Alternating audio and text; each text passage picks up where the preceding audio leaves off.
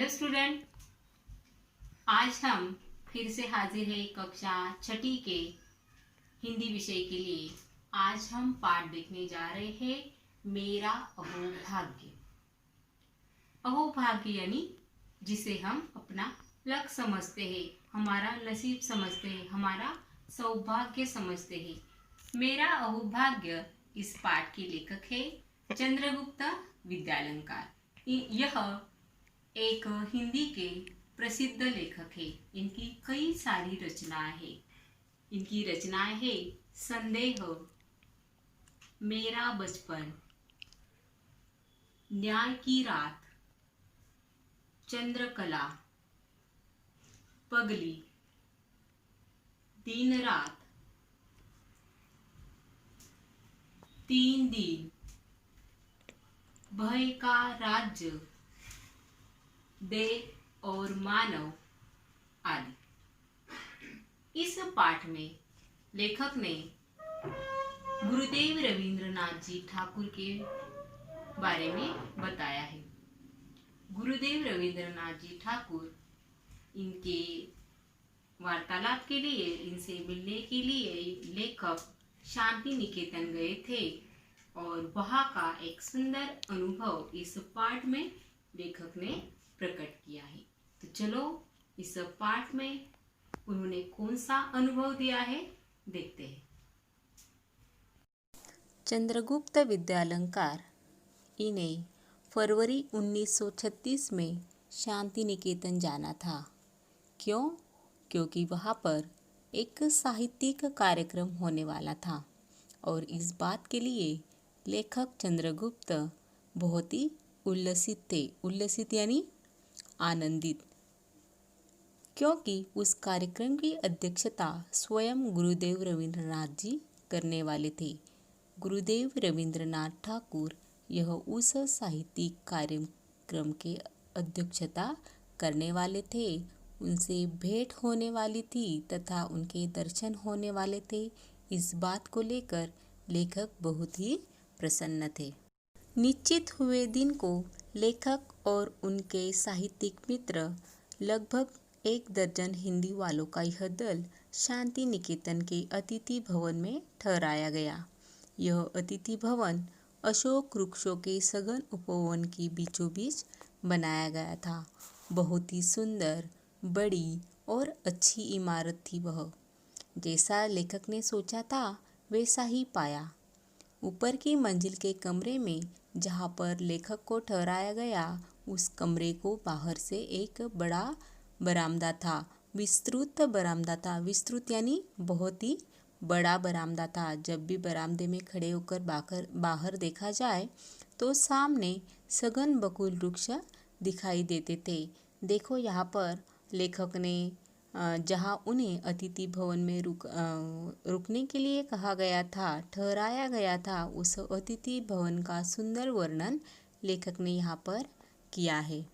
दूसरे दिन प्रातःकाल लेखक और उनके साथियों को बताया गया कि गुरुदेव का स्वास्थ्य ठीक नहीं है, अतः कार्यक्रम की बैठक में वे नहीं आ पाएंगे। और इस बात से लेखक बहुत ही निराश हो गए और बाद में उन्हें मालूम पड़ा कि उनके डॉक्टर ने केवल 15 मिनट का समय उन्हें मिलने के लिए दिया है। इस समय में वह गुरुदेव के दर्शन तथा उनके साथ संक्षिप्त वार्तालाप भी हो सकता था। और यह बात जब लेखक को पता चली तब लेखक का खुशी का ठिकाना न रहा। खुशी का ठिकाना न रहना यह एक मुहावरा है। खुशी का ठिकाना न रहना यानी अत्यधिक खुश होना। और गुरुदेव के मिलने की बात से लेखक बहुत ही खुश हुए और उस क्षण का वह बेसब्री से इंतज़ार करने लगे। मध्याह्न के बाद गुरुदेव की भेंट हुई करीब 4 बजे। मध्याह्न यानी दोपहर। गुरुदेव जी की धारणा थी कि कुछ 2-3 आदमी होंगे, लेकिन यह 14 जन थे। धारणा यानी क्या? समझ। फिर उन्होंने मजाक में कहा कि अब मेरी क्षमता दरबार लगाने की नहीं रही, इस मकान में जगह की भी कमी है।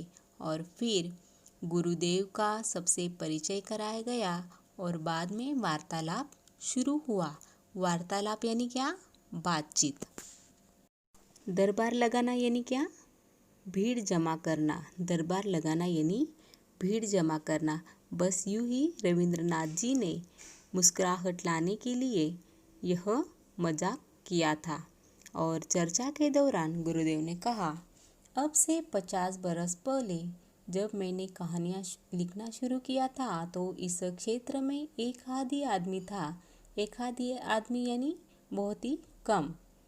और उन्होंने आगे ये भी कहा कि मेरी प्रारंभिक कहानियों में ग्रामीण जीवन के संसर्ग का ही वर्णन है। उसके पहले इस तरह की कोई चीज़ बांग्ला भाषा में नहीं थी। मेरी कहानियों में ग्रामीण जनता की मनोवृत्ति के दर्शन होते थे। उन कहानियों में कुछ ऐसी चीज़ है जो संसार के किसी भी देश के आदमी को भा सकती है, क्योंकि मनुष्य स्वभाव तो दुनिया में हर जगह एक सा ही है। और चर्चा के दौरान गुरुदेव और लेखक और उनके कई साहित्यिक जो मित्र थे उनके साथ यह चर्चा शुरू थी। और शुरू में ही गुरुदेव जी ने कहा कि 50 वर्ष पहले ही गुरुदेव जी ने कहानियाँ लिखना शुरू किया था और ज़्यादातर उनकी कहानियों में प्रारंभिक यानी शुरू की कहानियों में ग्रामीण जीवन का ही वर्णन किया है। उन कहानियों में ग्रामीण जनता के मनोभाव का दर्शन किया गया है और यह कहानियाँ सबको अच्छी लगती है क्योंकि मनुष्य स्वभाव दुनिया में हर जगह एक सा ही होता है। वार्तालाप के दौरान ही गुरुदेव कुछ समय के लिए रुके, तभी अपने आप लेखक के मुंह से एक सवाल निकल पड़ा कि गुरुदेव, आपके मन में काबुली वाला इस कहानी का विचार कैसे आया? यह लोकप्रिय कहानी देश के सभी भाषाओं में सभी बच्चों को बहुत प्यारी लगती है। और लेखक ने गुरुदेव जी से यह प्रश्न किया, जो यह काबुली वाला कहानी है, यह गुरुदेव लिखित कहानी है। रविंद्रनाथ जी ने यह काबुली वाला कहानी लिखी है। इस कहानी का विचार उनके मन में कैसे आया? इस बात पर गुरुदेव बोले, वह कहानी एक कल्पना की सृष्टि है। एक काबुली वाला था, वह गुरुदेव के यहाँ आता था और वह सबसे बहुत ही परिचित हो गया था। इस बात पर ही गुरुदेव के मन में यह एक कल्पना आई कि उसकी भी एक छोटी लड़की होगी और जिसकी वह याद किया करता होगा। ऐसी कल्पना की सृष्टि पर ही गुरुदेव ने यह काबुली वाला कहानी लिखी है। ऐसा स्पष्टीकरण गुरुदेव ने लेखक के प्रश्न पर दिया। इसी तरह वार्तालाप होता रहा और हम सब के लिए यह एक मानसिक खाद्य था। आश्चर्य की बात यह थी कि 15 मिनट के बजाय 40 मिनट हो चुके थे। अब गुरुदेव उठे और चल पड़े। जाते जाते उन्होंने कहा, जब मैं ऐसे किसी वार्तालाप के लिए कम समय देता हूँ तब मेरी वह बात सचमुच ठीक न मानिएगा, क्योंकि मुझे स्वयं लोगों से बातचीत करने में आनंद आता है। यहाँ पर गुरुदेव ने जो भी बातचीत की वह एक मानसिक खाद्य कहलाया गया है। लेखक का कहना है कि गुरुदेव जी से जो बातचीत हुई एक मानसिक खाद्य था। यानी मानसिक खाद्य यानी क्या? विचारों को पोषक, ज्ञान बढ़ाने वाला विषय, ज्ञान बढ़ाने के लिए पोषक ऐसी वह बातचीत थी। और जाते जाते जब गुरुदेव जाने के लिए निकले तब उन्होंने कहा कि जब किसी वार्तालाप में ऐसा कम समय देता हूँ तो बहुत सच न मानिएगा, क्योंकि बातचीत करना गुरुदेव को भी अच्छा लगता था। इस वार्तालाप के लिए, इस भेंट के लिए सभी ने गुरुदेव को धन्यवाद दिया और उनकी विदाई ली। अतिथि गृह के लेखक के कमरे में लेखक वापस चले गए। गुरुदेव के साथ हुए वार्तालाप से लेखक को एक असाधारण उल्लास की अनुभूति हो रही थी, यानी बहुत ही खुशी हो रही थी। और जब लेखक को पता चला कि जिस कमरे में लेखक को ठहराया गया था उसी कमरे में स्वयं गुरुदेव काफ़ी समय तक रुक चुके थे, तब तब तो लेखक की खुशी का ठिकाना न रहा। क्यों? उन्हें यह भी बताया गया कि गुरुदेव ने उनकी जो रचना है गीतांजलि का अधिकांश भाग इसी कमरे के बरामदे में बैठकर लिखा था। और इस बात पर लेखक बहुत ही खुश हुए और उन्होंने कहा कि मैं सचमुच विभोर हो उठा। क्या यह सब सच है? मेरा अहोभाग्य था कि उसी कमरे में ठहरा था जिसमें नोबेल पुरस्कार प्राप्त गीतांजलि की रचना की गई।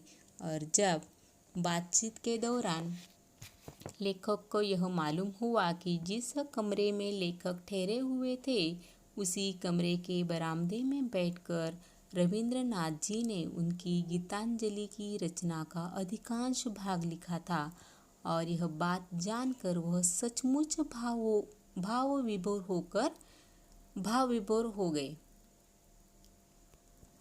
भाव विभोर होना यानी बहुत ही खुश होना, अत्यधिक खुशी मिलना। यह खुशी किस बात के लिए थी लेखक की? क्योंकि लेखक उसी कमरे में ठहरे हुए थे जहाँ पर रविंद्रनाथ जी ने अपनी गीतांजलि की रचना की थी। गीतांजलि यह रचना लिखी थी और वह एक नोबेल पुरस्कार प्राप्त भी है। इस तरह लेखक चंद्रगुप्त विद्यालंकार ने इस पाठ में मेरा अहोभाग्य इस पाठ में अपने गुरुदेव रविंद्रनाथ जी ठाकुर से हुई भेंट का अनुभव यहाँ पर बड़ी सुंदर तरीके से व्यक्त किया है।